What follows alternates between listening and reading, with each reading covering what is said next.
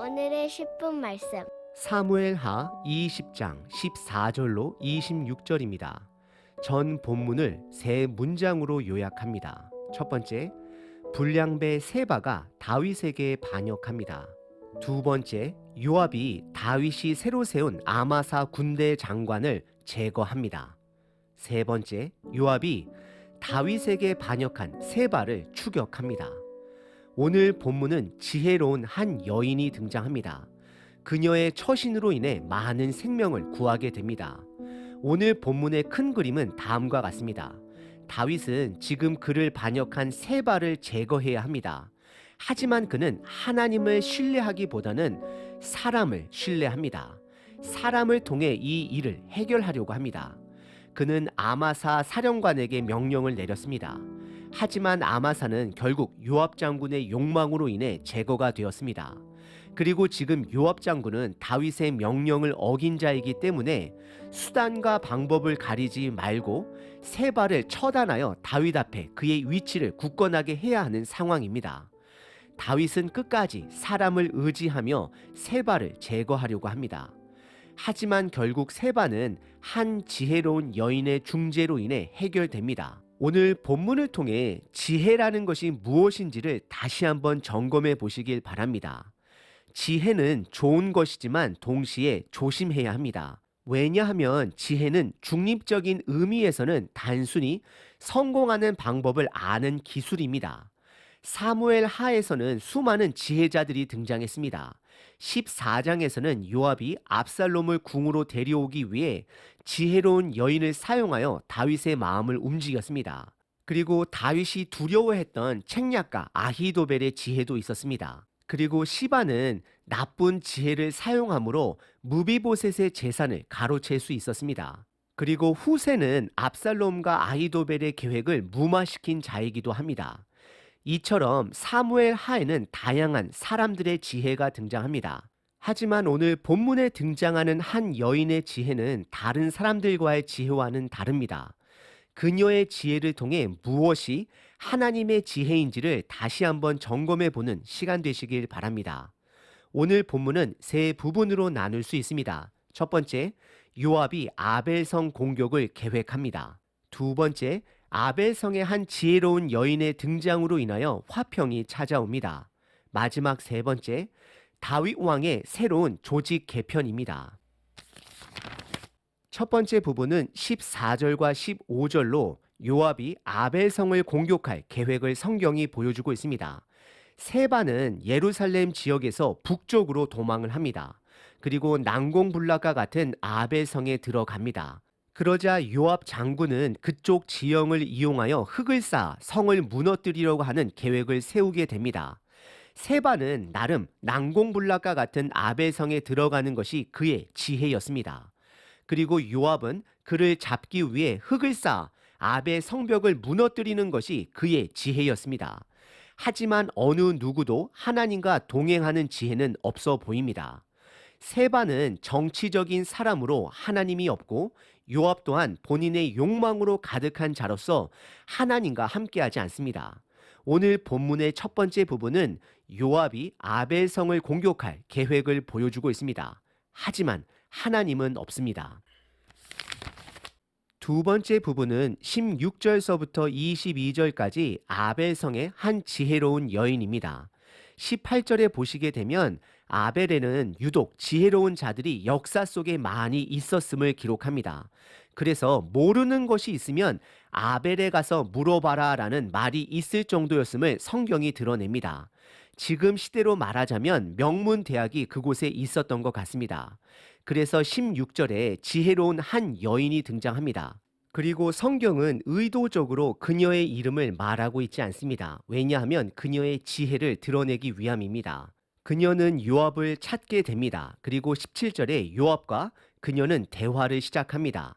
지혜로운 여인은 본인의 말을 들어달라 간청을 하고 요압은 듣겠다라고 반응합니다. 우선 그녀는 일방적으로 대화를 시작하지 않고 요압이 그녀의 말을 들을 수 있도록 준비시킵니다. 19절에 그녀는 본인의 정체성을 두 가지로 드러냅니다. 첫 번째, 이스라엘의 화평을 지키도록 노력하는 자가 됨을 드러냅니다.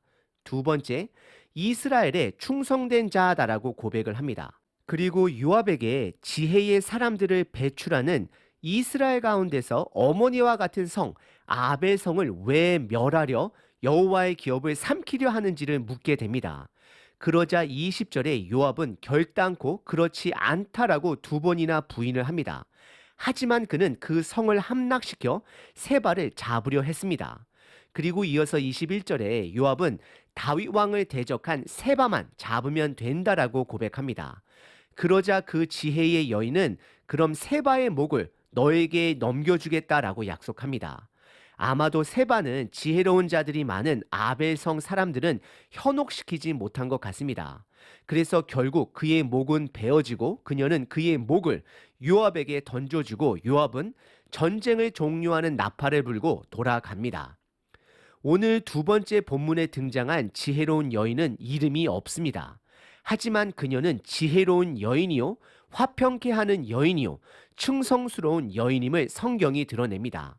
비록 다윗은 사람을 통해 세바를 잡으려 했지만 결국 이것을 해결한 것은 이름 모를 하지만 하나님이 준비해 주신 화평의 여인, 충성스러운 여인으로 인해 이 일이 해결이 됩니다. 갑자기 모든 것이 단번에 해결됨을 성경이 보여주고 있습니다. 이것은 항상 다윗의 나라가 위태로워 보이지만 하나님의 은혜로 항상 서 있는 것을 보게 되는 것입니다. 오늘 본문의 두 번째 부분은 아벨성의 한 지혜로운 여인입니다. 세 번째 부분은 23절서부터 26절까지 다윗 왕의 새로운 조직 개편입니다. 요압이 드디어 다시 군대 지휘관 자리에 서게 됩니다. 그리고 26절에 보시면 대신이라는 자리가 있는데 다윗의 아들들이 아닌 야일 사람 이라라는 사람으로 세우게 됩니다. 다윗의 새로운 조직 개편은 다윗의 최선입니다. 하지만 이것은 어쩔 수 없는 다윗의 연약함을 고스란히 드러내고 있습니다. 가장 대표적인 인물이 바로 요압입니다. 그는 다윗이 세운 아마사를 제거한 자입니다. 결국 그 또한 다윗에게 반역한 자가 되는 것입니다. 하지만 그 결과로 그는 세바를 처단했기 때문에 공을 동시에 세운 자로서 다시 군대 장관 자리에 다윗이 세우고 있습니다. 다윗의 나라는 여전히 부족하고 흔들립니다. 하지만 그 나라가 연약한 가운데서도 서 있을 수 있는 이유는 바로 하나님의 언약과 은혜 때문입니다. 오늘 본문의 세 번째 부분은 다윗 왕의 새로운 조직 개편입니다. 사무엘하 20장에서는 하나님이 없는 사건들의 종합 세트입니다. 유다 지파와 이스라엘 지파들 간의 갈등이 있었습니다. 다윗의 왕권에 반기를 든 불량배 세바도 있었습니다. 10명의 버려진 후궁들의 슬픈 이야기도 있었습니다. 본인의 욕망을 위해 사람을 쉽게 제거하는 요압 장군도 있습니다. 사람을 의지하며 최선을 다하는 다윗도 있습니다. 이런 종합 세트는 앞으로도 계속 이어집니다. 그리고 지금 이 시대에도 교회 안에도 세상 안에서도 계속 이어지고 있습니다. 그럼에도 불구하고 교회가 믿음의 사람이 서 있을 수 있는 이유는 단 하나입니다. 바로 하나님의 은혜이고 그분의 언약 때문입니다. 오늘 본문에 등장한 여인은 지혜의 여인이다라고 성경은 말하고 있습니다. 그녀는 본인을 평화를 지키는 자, 충성된 자로서 표현하고 있습니다. 저와 여러분들이 이런 지혜로운 여인으로서 이 세상을 살아가길 바랍니다. 하나님의 지혜는 인간에게 오지 않습니다. 하나님이 주시는 것입니다. 그래서 겸손하게 하나님께 구해야 합니다. 하나님과 동행하는 자가 되어야 합니다. 그리고 그 지혜를 요압처럼 본인의 욕망을 위해 쓰는 자가 아닌 하나님 나라를 위해서 쓰는 자가 하나님의 지혜자가 되는 것입니다. 하나님, 저희들 하나님의 지혜로 살길 원합니다. 이 땅에 썩어질 것을 더 얻기 위한 지혜가 아닌 영원한 것에 소망을 둔 지혜자가 되길 원합니다. 오늘 하루도 우리들이 가는 곳마다 그곳에 하나님의 지혜자로서 화평을 전달하는 충성된 청지기가 되길 결단합니다. 하나님, 하나님의 나라를 보길 원합니다. 아멘.